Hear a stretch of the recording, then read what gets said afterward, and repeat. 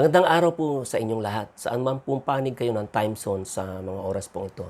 Ako po ay bumabati sa inyong lahat ng magandang umaga, magandang tanghali, magandang hapon at magandang gabi.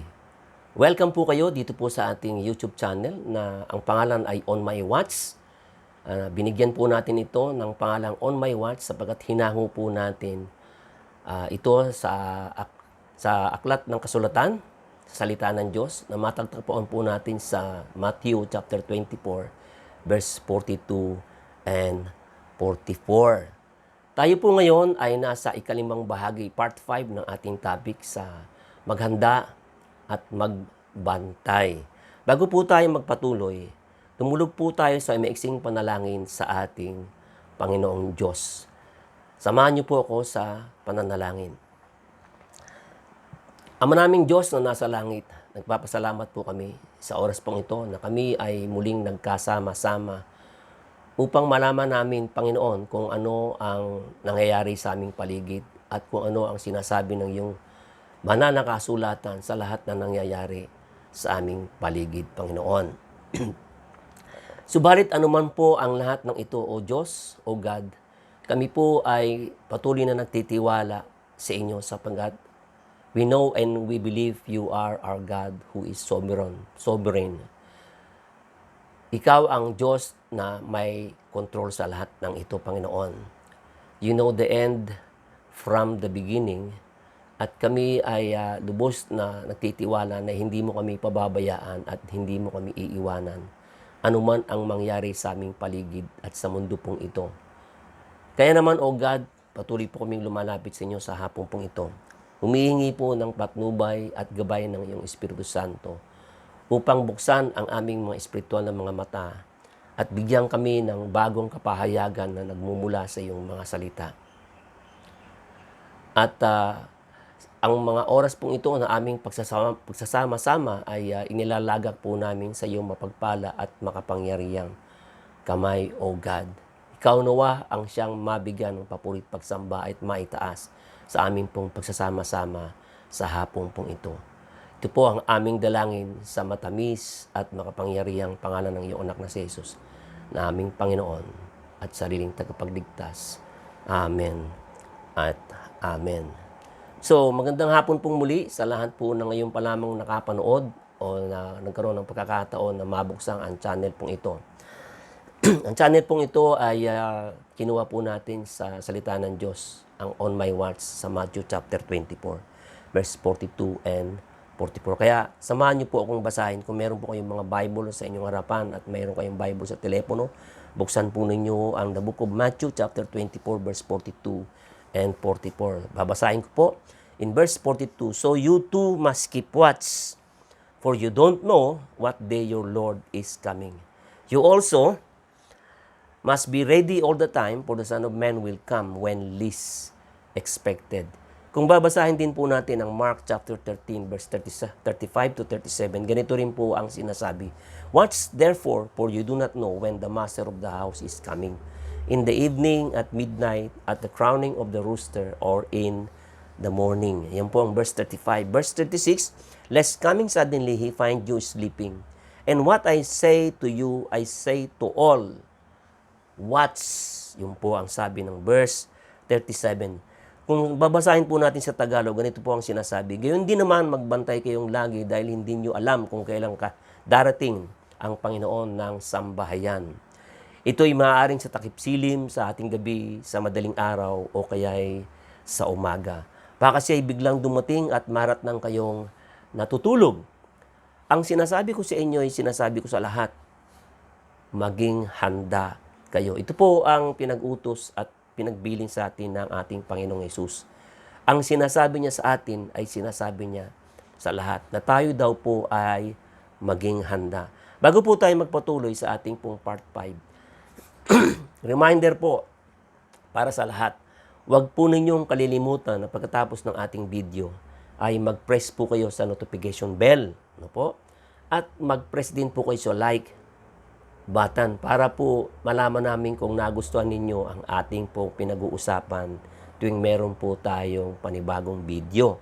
At kami naman po ay lubos na ma-encourage at ang ating Panginoon Diyos ay mabigyan ng papurit pagsamba. At ang huli po ay mag-subscribe po kayo. Press po ang subscribe button para po meron po tayong bagong video na upload ay manonotify po kayo at kayo po ay makakatanggap. So, tayo po ay pupunta rin po sa panglimang bahagi ng ating pong topic sa araw na ito. Bago po tayo pumunta roon ay i-recap po natin ang ating natutunan sa part 4 nung nakaraang video.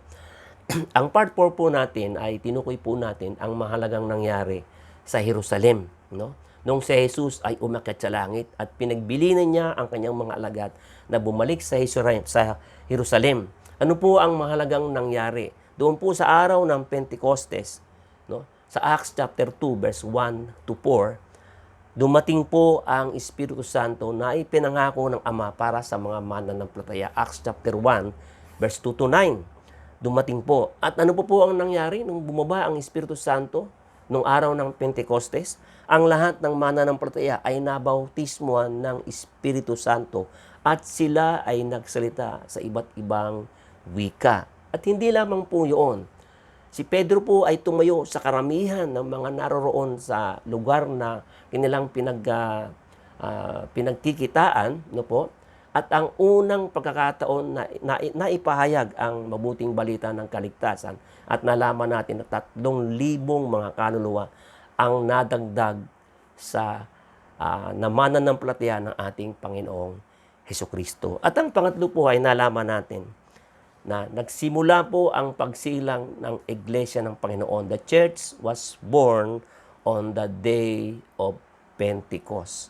At nalaman din po natin na ang church po ay hindi lamang tinawag na Iglesia ng Panginoon, kundi ito rin po ay tinawag na the Bride of Christ. Ito po yung ating pong natutunan na pinagbalikan natin ng part 4. Ngayon po tayo po ay dumako sa ating part 5.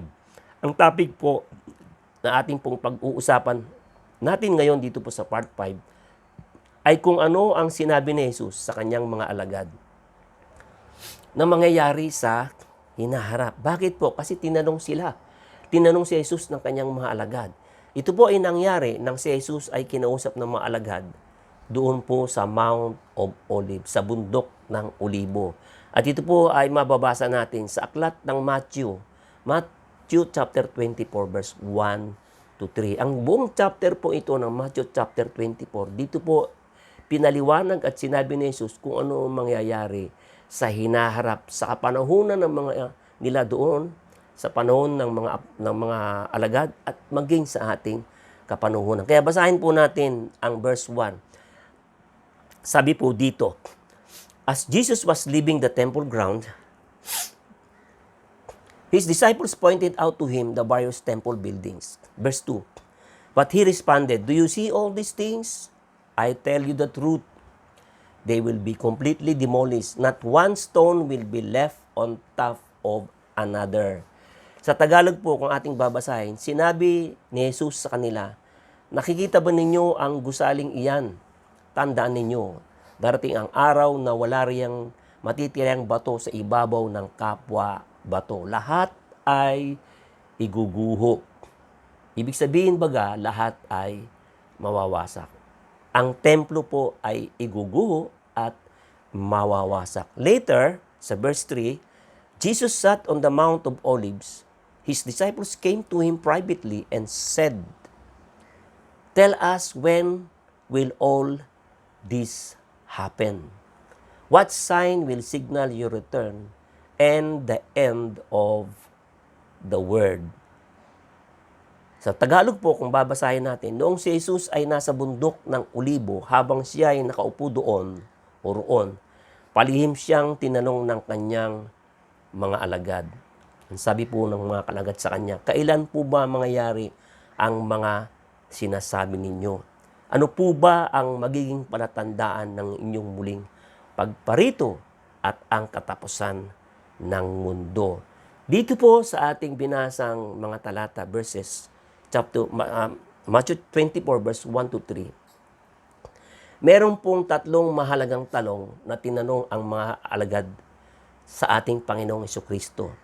Meron pong tatlong importanteng kaganapan ng mangyayari sa hinaharap. Ano po iyon? Una, doon po sa lugar ng Jerusalem. When will all this happen? Kailan po ba mangyayari ang sinasabi ninyo? Ano pong ibig sabihin dito? Kailan mangyayari na ang templo sa Jerusalem na nakita sa kapanahunan ng ating mga alagad at ng ating Panginoong Hesus ay maguguho at mawawasak. Ang pangalawa pong mahalagang tanong, what sign will signal your return? Sabi po dito, ano po ang magiging palatandaan ng iyong muling pagparito? Ano po yung muling pagparito? The second coming of Jesus Christ. Doon po sa part 4, nalaman natin, Jesus Christ came for the first time and died on the cross of Calvary to save the human race. At dito po sa tanong dito, kailan po babalik ang ating Panginoon? Ito po yung kanyang second coming dito po sa lupa. At ang pangatlo, tatlo pong mahalagang tanong na tinanong ng mga alagad sa kanya. When will the end of the world be? At ang katapusan ng mundo. Ano po ang magiging palatandaan ng katapusan ng mundo? Ang katapusan po ng mundo ay walang iba kundi the end of the human race. Ito po ang katapusan ng lahi ng tao. So makikita po natin dito, merong tatlong mahalagang mangyayari sa ating pong kapanahunan dito po sa ating mundo. Ito po ay tinanong ng kanyang maalagad sa ating Panginoong Jesucristo. Bigyang kasagutan po natin ang unang tanong ng mga alagad sa ating Panginoong Hesus. Bigyan po natin ng kasagutan. Kung inyo pong bubuksan ang inyong Googles at hahanapin po ang the destructions of Jerusalem, during the time of Jesus, makikita niyo po doon yung history kung kailan po ito nawasak at iginupo. Sa unang tanong, kailan mangyayari o kailan mawawasak ang templo? The temple during the time of Jesus, ang templo po sa panahon ng ating Panginoong Jesucristo, ito po ay ang pangalawang templo, na itinayo ni Zerubbabel. Mababasa po natin yung history ng pagtatayo ng pangalawang templo na pinangunahan ni Zerubbabel sa aklat po ng Esdra. The book of Esdra, chapter 1, verse 1 to 2, and the book of Esdra, chapter 2, verse 1 to 2. Ganon din po mababasa po natin yan doon po sa book of Daniel. At ilang bahagi ay naroon po sa book of Nehemiah. Ulitin ko po, mababasa po natin yan sa book of Esdra, the book of Nehemiah, at sa book of Daniel po. Sabi po dito, ang tanong po, bakit itatayo ang pangalawang templo sa Jerusalem? Sapagkat sa ating pong kaalaman, ang unang templo na itinayo ni Haring Solomon ay nawasak, naigupo nang dumating ang mga Babylonia sa Jerusalem.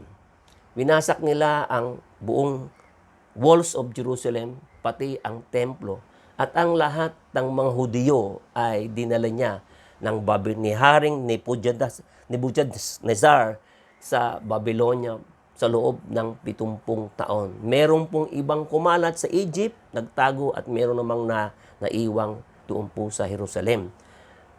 Kaya, nung panahon na tinalo ng Media Persia, ang Babylonia, ginamit po ng ating Panginoon Diyos si King Cyrus upang pabalikin ang lahat ng mga Hudiyo sa Jerusalem at itayo ang pangalawang templo. At ito nga po ay pinangunahan po ni Zerubbabel.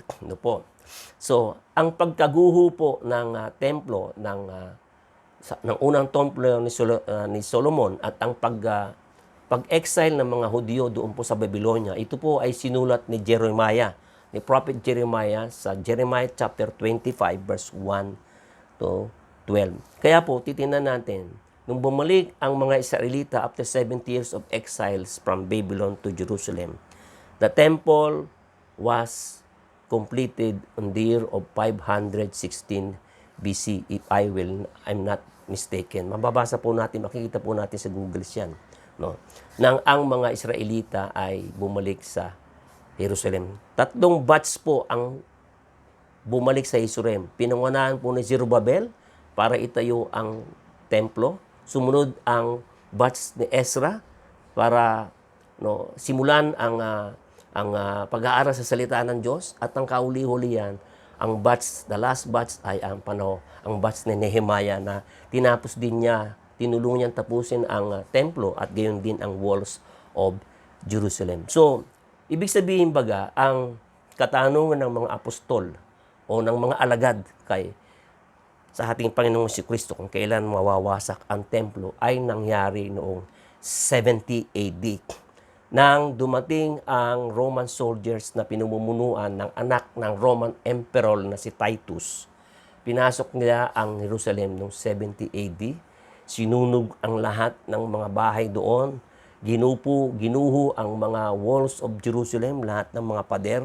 At ang templo po ay nawasak, nagupo din naman. Kaya natupad po yung sinabi ng ating Panginoon, na sinasabi ng ating Panginoon na sa kanyang mga salita, darating ang araw na wala ring matitirang bato, no, sa ibabaw ng kapwa bato. Sabi po doon, I tell you the truth, they will be completely demolished, not one stone will be left on top of another. So, sa unang tanong, nasagot po, nagkaroon ng katuparan ang sinabi ng Panginoon na mawawasak ang templo. 70 years later, no, si Jesus ay namatay at the age of 33. 40 years later, 70 AD, nawasak po ang templo. Pinasak po ito ng Roman Empire, no? Ng mga Romano sa pamumuno ng kanilang general na walang iba kundi future emperor na si Titus. Ano po? Kung ating pong titinan ang history, ano ang nangyari na ang templo ay nasira? Ano ang nangyari o naganap sa lahat ng mga Israelita nang ang templo ay gumuho noong 70 AD? Una, marami ang namatay ng mga Israelita. Kung ating pong babasahin, it's almost 100,000 or maybe more na namatay ng mga Israelita. At ang mga natirang mga buhay, ang remnant of the Israelites remain in Jerusalem. Subalit ang karamihan, ang mga natirang mga buhay ay lumikas, umalis sa Jerusalem. Sinabi natin noong nakaraang previous video ng part 4, we should not miss the important event in God's prophetic time clock or in God's prophetic calendar mentioned in the Bible. The Bible, ano po? Marami ang mga namatay. Ito po ang nangyaring kaganapan sa Jerusalem nung nawasak ang templo. At ang mga natirang mga buhay ay lumikas o umalis sa Jerusalem. Ano po ang sinasabi ng kasulatan? When the Israelites rejected their Messiah Jesus, nang itinakwil at di nila tinanggap si Jesus bilang kanilang Mesiyas, ang sabi po ng nagsipag-aral nagdalubhasa sa pag-aaral ng propesiya sa Bible, the prophetic time clock for the salvation of Israel and the building of the kingdom on earth. Stop. Huminto po ang orasan ng Panginoon para sa mga Israelita. Bakit po? God turned His eyes for the salvation of the Gentile people. Nung nireject ng mga Israelita ang ating Panginoong Hesus bilang kanilang Mesiyas, ang kaligtasan po ay napunta, pinokus ng Panginoon, Diyos. God focused His attention for the salvation of the Gentile people. Mababasa po natin, kung babasahin po natin ang book of Romans chapter 9, 10, and 11. Pinili ko lamang po ang ilang mga salita po dito. Sabi po dito sa Romans chapter 9, verse 16 and 25 and 26. Babasahin ko po. So it is God who decides to show mercy. Verse 16. We can neither choose it or not work for it. Verse 25 of Romans chapter 9. Concerning the Gentiles, God says in the prophecy of Hosea, those who were not my people, I will now call my people, and I will love those whom I did not love before. In verse 26, then at the place where they were told, you are not my people, there they will be called children of the living God. In Romans chapter 10, verse 19 to 20, sinabi po dito, but I ask, did the people of Israel really understand? Naunawaan ba ng mga mamamayan ng Israel Yes, they did. For even in the time of Moses, God said, I will provoke your anger through the foolish Gentiles. And later, Isaiah spoke boldly for God, saying, I was found by people who were later not looking for me. I showed myself to those who were not asking for me. Kung babasahin po natin sa Romans chapter 11, verse 11 to 15 and 25 and 26, ito po ang pinakamahalaga. God focused his attention for the salvation of the Gentile people. Basahin po natin ang verse 11, Romans verse 11. No? Romans chapter 11. Did God's people stumble and fall beyond recovery? Of course not. They were disobedient. So God made salvation available to the Gentiles. Because of Israelites' disobedience, God's people, God made salvation available to the Gentile, verse 11. But He wanted His people to become jealous and claim it for themselves. Verse 12, if the Gentiles will enrich because the people of Israel turned down God's offer of salvation, think how much greater blessings the world will share when they finally accept it, when they finally accept Jesus. Think how much greater blessing the world will share. Verse 13, I am saying all this especially to the Gentiles. Sinasabi po ito ni Pablo para po doon sa mga Gentile people. For I want somehow to make the people of Israel jealous of what you Gentiles have, so I might save some of them. Verse 15, for since their rejection meant that God offered salvation to the rest of the world, their acceptance will be more wonderful. It will be life for those who were dead. In verse 25, I want you to understand this mystery para po sa ating mga Gentile people. Sabi po ni Pablo, I want you to understand this mystery, dear brothers and sisters, so that you will not feel proud about yourselves. Some of the people of Israel have hard hearts, but this will last only. These hard hearts of the people of Israel will last only until the full number of Gentiles comes to Christ. In verse 26, and so all Israel will be saved. Sabi po doon. So, when the full numbers of Gentiles come to Christ, ang sabi po ng verse 25 and verse 26, then all Israel will be saved. Dahil ni-reject ng mga Israelita ang salvation, dulot ng kanilang Mesiyas na si Jesus, ng ating Panginoong Jesus, hindi nila tinanggap si Jesus. God focused His attention sa mga Gentile people para sila naman ang maligtas sa buong mundo. At ano po nangyari doon po sa lugar ng Jerusalem? At nang umalis ang mga Israelita sa Jerusalem at sila ay nagsikalat sa apat na sulok ng mundo, umalis sila. Dahil pag hindi sila umalis, mamamatay sila, papatayin sila ng mga Roman soldiers. So ang lahat ng buhay umalis. Nang umalis sila doon sa Jerusalem, kumalat sila sa apat na sulok ng mundo. Pati ang mga mananampalataya kumalat sa apat na sulok ng mundo. Ano pong nangyari? Dahil sila ay kumalat sa apat na sulok ng mundo, ang ebanghelyo ng kaligtasan ay kumalat din naman sa buong mundo. At ang church na isinilang noong araw ng Pentecostes ay lumago at dumami ang bilang. Ito ay nangyari lamang nang ang templo ay nawasak noong panahon ng 70 AD sa Jerusalem. Oo nga, meron ng mga lumaganap, umalis sa Jerusalem, nangaral ng salita ng Diyos. Pero lalong lumaganap ang ebanghelyo at marami ang naligtas no ang templo, pangalawang templo ay nawasak sa Jerusalem. Kaya't isa na namang mahalagang kaganapan ang nangyari sa Jerusalem. No? Bakit ko po sinabi? Nang iginupo at nawasak ang templo, lumikas ang mga natitirang buhay at kumalat sila sa mundo, na nagbigay daan upang ang ebanghelyo ng kaligtasan ay maipangaral sa buong daigdig. So, bakit ko po ito sinabi?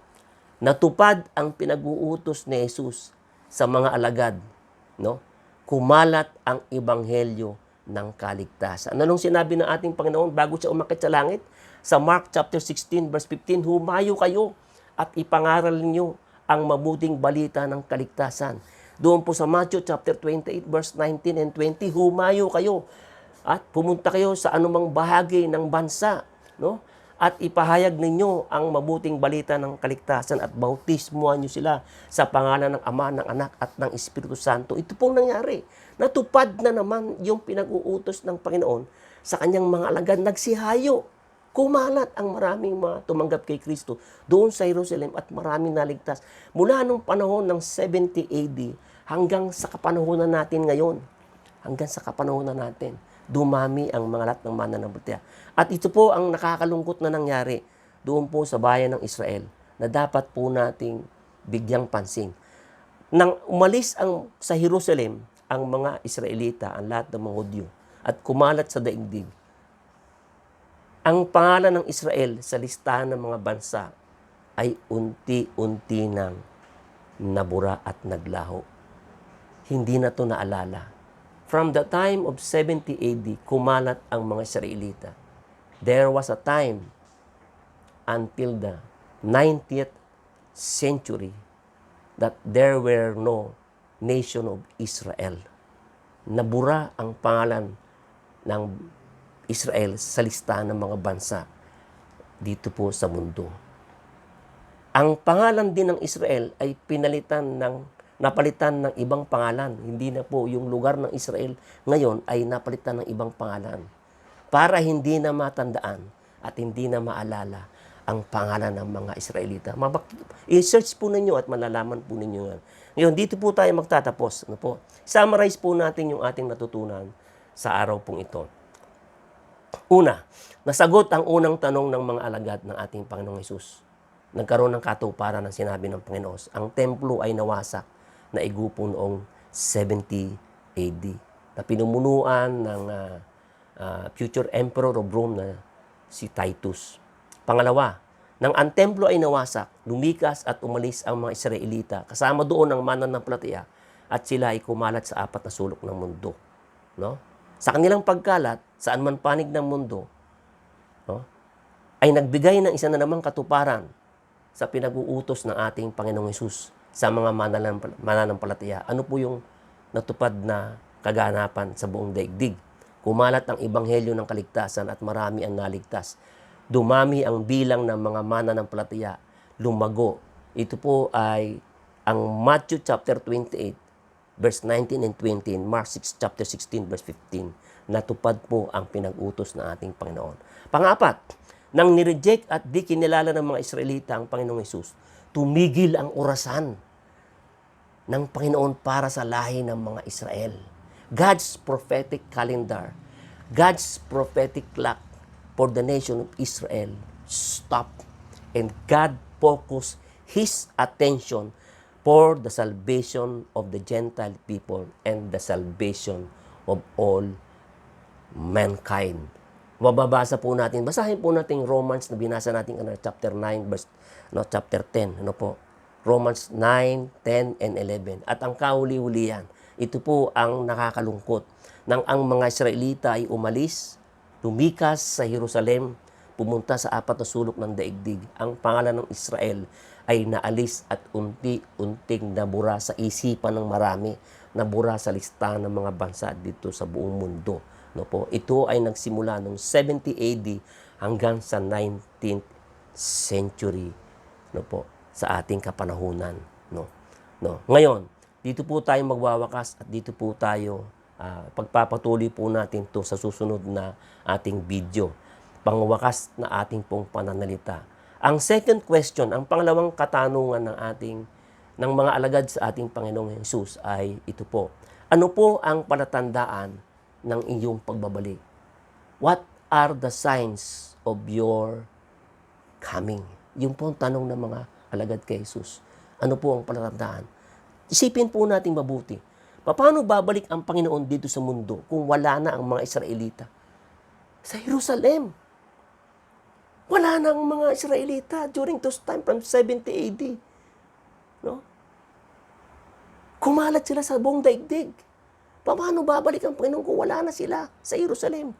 Wala na rin ang templo na sumisimbolo ng pagsamba sa kanilang Diyos. Wala na ang bansang hinirang ng ating Panginoon Diyos. Paano babalik si Jesus? Kung wala na ang mga Israelita, wala na ang templo. No? Wala na ang bansang Israel sa listahan ng mapa. From 70 AD nabura unti-unti. No? At ang kahuli-hulihan, sino ang babalikan ng ating Panginoong Hesukristo sa muli niyang pagparito? Dito po tayo magtatapos. At sa susunod po nating video, very exciting po ang ating pag-uusapan. Pag-uusapan natin ang pangalawang tanong ng mga alagad kay Jesus. Bibigyan po natin ito ng kasagutan paunti-unti. Hahaba po ang ating pag-uusap dito po sa pangalawang tanong na ito ng mga alagad kay Jesus. Ano ang palatandaan ng iyong pagparito sa lupa noon? Kaya dito po tayo magtatapos sa ating pong sa topic pong ito. At ako po ay nagtitiwala at sumasampalataya sa lahat po ng nakapakinig ng ating pong topic na ito. Alam po na meron po tayong kaunting kaalaman na napulot sa ating pinag-usapan. Alalahanin po natin na si Jesus ay babalik dito sa lupa. Ito po ang ating paghahandaan. Ito po ang ating babantayan. Ang tanong po ay sino ang kanyang babalikan kung wala na ang mga Israelita sa kanilang bayang hinirang? Sino ang kanyang babalikan? Ito po ang ating pag-uusapan sa susunod po nating topic at bakit siya babalik.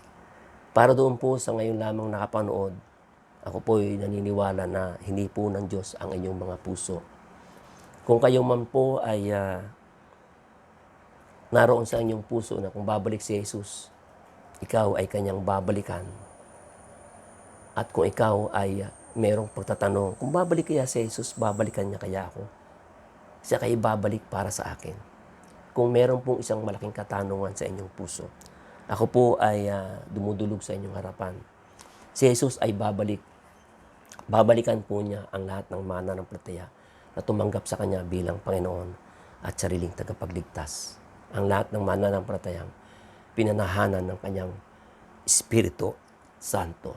Kaya sa hapon pong ito, saan man kayo naroroon at nakikinig, kung meron pong conviction ng Banal na Espiritu Santo sa inyong puso para tanggapin si Jesus, Panginoon ng iyong buhay at tanggapin ang Espiritu Santo na manahan sa inyong puso, tatanggapin po natin ang ating Panginoon sa isang maiksing pananalangin, ang panalangin ng pagtanggap. Panginoon, hibuin niyo po at touch the hearts of those people na nakapanood po ng video pong ito. Sakali mang sila ay merong pusong mapagpakumbaba at nais tanggapin ang kaligtasan dulot ng iyong anak na si Jesus sa kanilang buhay, saan man kayo naroroon. So, samahan niyo po ako sa panalangin ng pagtanggap. Tayo pong lahat ay manalangin. Dakilang Diyos, Ama naming banal, narinig ko po ang katotohanan na ang iyong anak na si Jesus ay pumarito sa lupa upang ako ay maligtas. Binigay niya ang kanyang buhay sa krus ng Kalbaryo. Binuhos niya ang dugo para ako ay magkaroon ng kapatawaran sa aking mga kasalanan at magkaroon ng buhay na walang hanggan. Sa aking pagtanggap sa iyong anak na si Jesus, aking Panginoon at sariling tagapagligtas, ay tatanggapin ko rin naman ang iyong Espiritu Santo upang manahan sa aking puso. Dakilang Diyos, Ama naming banal, Panginoong Jesucristo, binubuksan ko po ang pintuan ng aking puso at inaanyayahan kita na pumasok sa aking buhay. Ikaw na ang maghari sa aking buhay. At tulungan mo po ako upang makasunod sa iyong kalooban mula sa araw na ito. Tinatanggap ko po ang iyong Espiritu Santo upang manahan sa aking buhay. At Panginoong Jesus, tulungan mo po ako nang makapamuhay ng naaayon sa iyong kalooban. Tinatanggap ko po ang kaligtasan, buhay na walang hanggan at kapatawaran sa aking mga kasalanan. Maraming salamat po sa iyong pagpapatawad sa aking mga kasalanan. Ako na lamang po ang mananalangin doon po sa sumunod sa panalangin. Panginoon, dakilang Diyos, Ama naming banal, narinig mo ang panalangin ng iyong mga anak na nakinig at nakapanood ng video pong ito, Panginoon, na sa panalangin ng pagtanggap sa iyong anak na si Jesus bilang kanilang Panginoon at sariling tagapagligtas. Dalayan ko po na saan man sila naroroon, ito po ang maging simula, O God, na matutunan nilang ikaw ay paglingkuran ng kanilang buhay, na matutunan nila, Panginoon, na masunod ang iyong kalooban sa kanilang buhay, at higit sa lahat, O God, ito po ang maging pasimula ng panibagong buhay para po sa kanila. Patnubayan mo po sila at ingatan ng iyong banal na Espiritu Santo, at inilalaga ko po at pinagkakatiwala ang kanilang buhay sa iyong mapagpala at makapangyarihang kamay. Maraming salamat po sa mga kaluluwang tumanggap sa iyong anak na si Jesus bilang Panginoon at sarili nilang tagapagligtas. At dito po tayo magtatapos. Kung meron po kayong mga prayer requests, ay pwede nyo pong isulat sa comments section. Ilagay nyo po ang inyong prayer request sapagkat meron po tayong prayer watchmen and watchwomen na nananalangin, no, araw-araw po dito po sa ating pong channel na ito. Kaya kung meron po kayong prayer request, huwag po kayong mahiya para kayo naman po ay maipanalangin po namin. At bago po tayo magtatapos ay tayo pong lahat ay dumulog sa pangwakas na panalangin ng victory sa araw pong ito. Dakilang Diyos, Ama naming banal, marami pong salamat sa natapos po namin sama-samang pakikinig ng iyong mga salita upang malaman namin ang lahat ng nangyayari sa aming paligid. Gayunman, O Lord, patuloy po kaming nananampalataya at nagtitiwala na sa araw-araw po naming pagsasama-sama at nalalaman po namin ang mga nangyayari sa aming paligid. Naroon po ang aming pagtitiwala, patuloy na pananampalataya na hindi mo po kami pababayaan at hindi mo kami iiwan. Kaya naman, inilalaga ko po sa inyo ang bawat isa na sumusubaybay at nakikinig ng YouTube channel pong ito. Pagpalain mo po ang bawat isa sa kanila at ang iyong banal na Espiritu Santo ang patuloy na magbigay ng kapahayagan sa kanilang buhay. Maraming salamat po sa araw pong ito. Maraming pong salamat sa patnubay ng iyong banal na Espiritu Santo. At binabalik ko po sa inyo ang walang hanggang kapurihan, kadakilaan at kalawalatian sa pangalan ng iyong anak na si Jesus, na aming Panginoon at sariling tagapagligtas. Amen. Inuulit ko po, huwag niyo pong kakalimutan na press the notification bell pagkatapos po ng ating video at mag-like at mag-subscribe para sa susunod po nating upload ay makatanggap po kayo ng panibago po nating topic na video. Maraming pong salamat sa lahat po ng nakinig. Maraming pong salamat sa lahat po ng na nakasama po sa hapon pong ito. Magkita-kita tayo pong muli sa susunod na video. Inaasahan ko po kayo. To God be the glory. All praises and honor be to our God and our Savior Jesus Christ. God bless you all. Shalom everybody. Maraming salamat po.